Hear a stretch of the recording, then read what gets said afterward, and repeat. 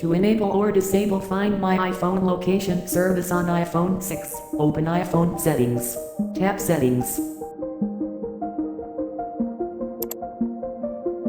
Scroll down.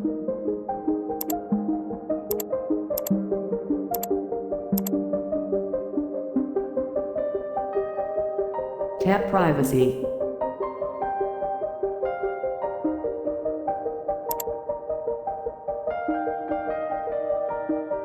Tap Location Services.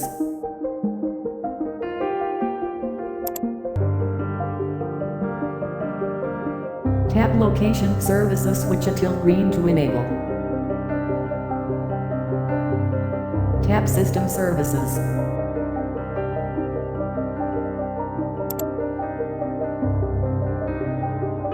Tap Find My iPhone, switch until green to enable, or tap until white to disable.